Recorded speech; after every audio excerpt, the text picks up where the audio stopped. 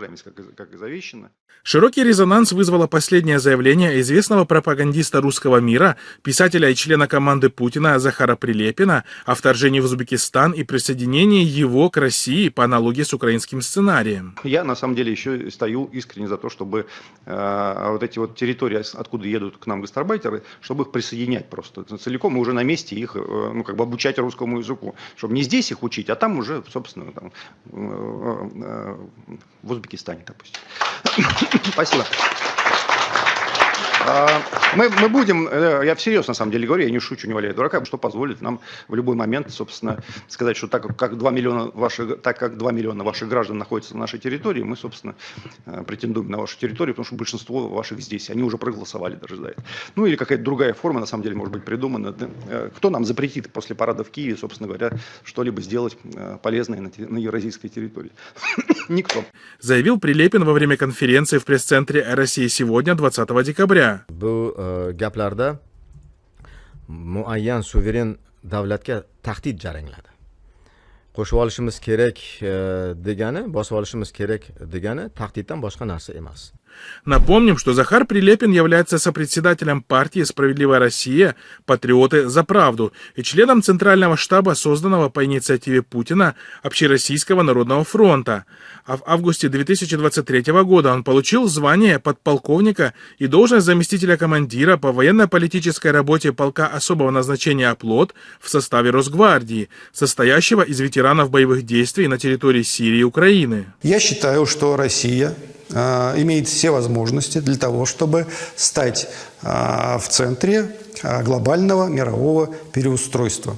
Кремль в лице Марии Захаровой прокомментировал слова Прилепина весьма пространно, не осудив пропагандиста за провокационное заявление.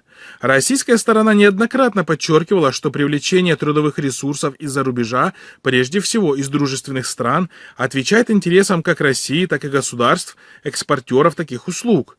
Высказывание Прилепина является его личным мнением, которое даже отдаленно не отражает официальную позицию Российской Федерации, сказала Захарова. Вы видите, что для этого шизофренического фашистского российского режима нет друзей. У них есть просто вот это маниакальное желание всех захватить, всех поработить, все разрушить, да, все себе подчинить. Вот они натурально люди с кучей вот таких комплексов и серьезных психических отклонений. Вместе с тем, председатель партии «Справедливая Россия. Патриоты за правду» Сергей Миронов и вовсе вступился за своего однопартийца.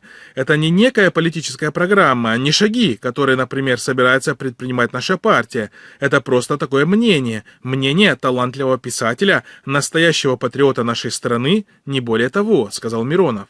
Мы считаем, что давным-давно нужно вводить визовый режим со всеми государствами Центральной Азии. Таким образом, ни один российский политик не осудил и не дезавуировал слова Прилепина, тем самым косвенно одобряя идею, озвученную в его заявлении. Казахстана просто не существовало, Северный Казахстан вообще не был заселен. Но казахи и так далее. Они существовали, да, они существовали гораздо южнее, и, собственно, территория Казахстана – это большой подарок со стороны России, Советского Союза. Между тем, эксперты призвали власти Узбекистана отнестись к подобного рода высказываниям более чем серьезно. Захар Прилепин, предлагающий и пропагандирующий вторжение в Узбекистан, когда-то был в оппозиции. После аннексии Крыма его отношение к Путину изменилось, стало более позитивным. Перед украинской войной Прилепин много раз выступал с лозунгами «Украина должна быть оккупирована». Именно поэтому он находится под санкциями Европейского Союза. Сегодня Прилепин, как политик, близкий к Кремлю, продвигает идею о том, что Среднюю Азию и Узбекистан необходимо завоевать. Прилепин официальный политик, официально зарегистрированный лидер партии и один из лидеров коалиции, сформированной вместе со «Справедливой Россией». То есть большая вероятность, что заявление Прилепина – это взгляд, проект, настроение Кремля. Прилепин не говорил из-за эмоций, он думал, подбирал слова и говорил. Серьезный сигнал для государства, написал на своей странице в Facebook известный узбекский политолог Камалиддин Раббимов. Butun dunyo ko'rib turibdi. Qayerga borib turib, qaysi mamlakatga borib turib, kimni uyini xonavayron qilayotganlaringda, kimlardadir farzandini o'ldirayotganligingda, oddiy tinch aholiga prosta o'sha raketalar o'chirib, butun bir oilalarni qirib yuborayotganligingda butun dunyo ko'ribdi. Однако власти Узбекистана отреагировали весьма сдержанно, все же попытавшись продемонстрировать для внутренней аудитории возмущение. 21 декабря чрезвычайный полномочный посол РФ в Узбекистане Олег Мальгинов был приглашен в МИД Узбекистана. В тексте, опубликованном на сайте узбекского ведомства, отмечается, что до представителя РФ в принципиальной форме доведено, что высказывание российского писателя о присоединении Узбекистана к России восприняли с чувством глубокой озабоченности. Такие необдуманные предложения со стороны партийных лидеров дружественной страны не соответствуют духу всеобъемлющего стратегического партнерства и союзничества между Республикой Узбекистан и Российской Федерацией, заявили в МИД Узбекистана. Aggressiv harakatlar, aggressiv ishlar va so'zlar bilan do'st orttirib bo'lmasligini rus siyosatchilari yaxshi anglab yetishi zarur. Напомним, что с приходом к власти в Узбекистане Шавката Мирзиёева страна начала явно склоняться в сторону России после многолетнего относительного баланса между сверхдержавами, который удавалось сохранять предыдущему президенту Каримову. Очень приятно. Ваше мнение мы давно уже знаем. Так вот, я еще раз говорю, упрекать за эти вещи или где-то нравоучение читать на эту тему, я бы считал некорректным. А потому никакие заявления не могут отменить того, что российские компании постепенно захватывают экономику страны.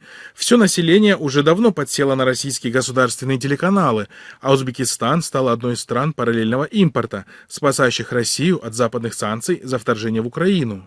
Я хочу тоже сказать, что наши отношения вышли на совершенно новый уровень. Мы в Самарканде подписали всеобъемлющее стратегическое партнерство и союзничество. Мы союзники, и на самом деле всеобъемлющее стратегическое партнерство продолжается во всех отношениях, во всех сферах. Прогресс есть, реальный результат есть. И я считаю, что мы на хорошем уровне, наши взаимоотношения, наши коллеги, наши партнеры, во всех отношениях мы на самом деле все, что мы с вами договариваемся, она исполняет.